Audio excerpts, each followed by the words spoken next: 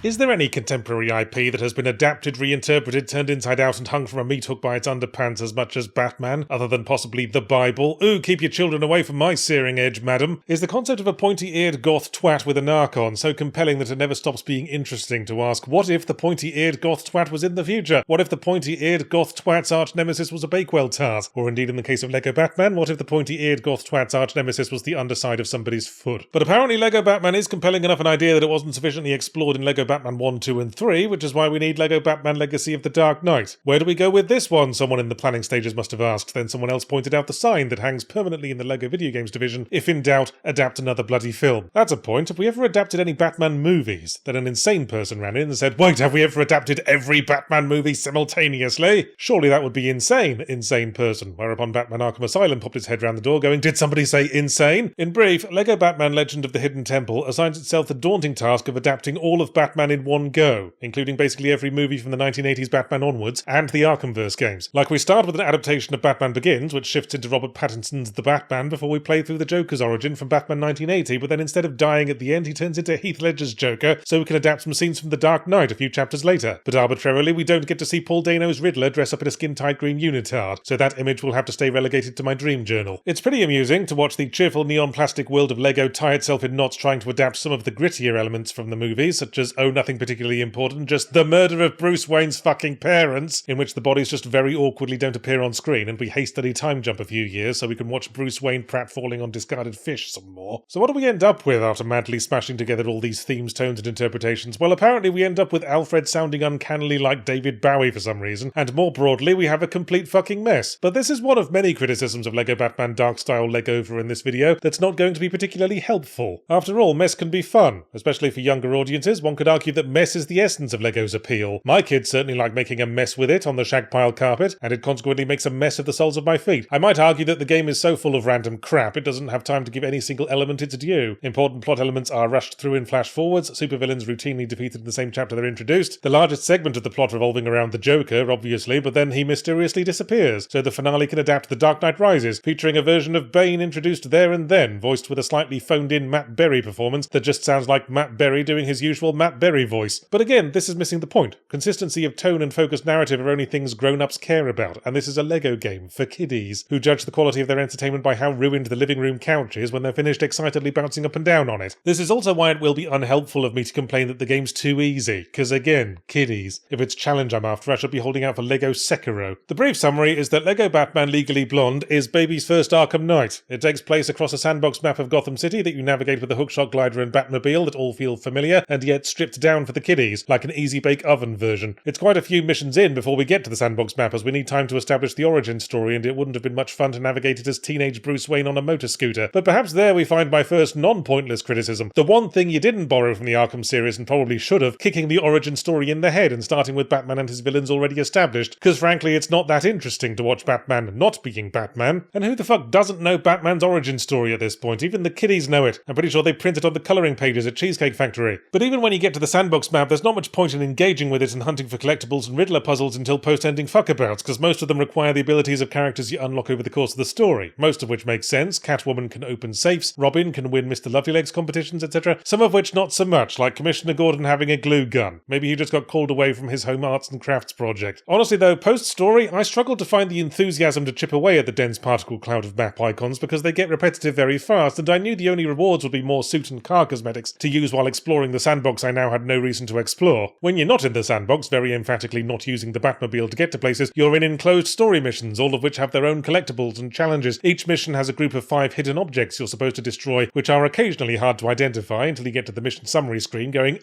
why didn't you destroy the 5 rubber ducks? Because they had alibis placing them away from the scene of the crime? I don't know, you never mentioned them. Combat is more or less, again, the Saturday morning cartoon version of Arkhamverse free-flow counter-based combat, and I found it a bit boring and button-mashy and so easy that I saw very little point in bothering to engage with the stealth mechanics at all. But again, we must consider this through the lens of me being a grown-up whose brain does not run exclusively on inadequately diluted Ribena. On the whole, I'd say the game functions, and it's pretty impressive how much they've crammed into it, but I didn't like it much from a story and dialogue standpoint. For one thing, I didn't find the gags very funny. This isn't knee-jerk anti-Lego prejudice, much as stepping on Lego certainly makes my knees jerk, because believe it or not, I've seen the Lego Batman movie, and I thought it was pretty funny. This never gets to that level. Feels like a large chunk of the gags are based on referencing stuff, and don't work work if you don't know the reference. One example that jumps out in memory was in the boss fight with Danny DeVito's Penguin, where he says, "Anyway, I started blasting," in reference to Danny DeVito's character in Always Sunny in Philadelphia, but if that goes over your head, it isn't funny at all. And I know some of you are thinking it's funny and maybe more likely to buy the game now, and I want you to understand that I hate you for it. So gameplay's fine, but even gags aside, the story doesn't really go anywhere and creates a profound sense of haven't we been through all this before, not unlike the Bay Area highway interchange.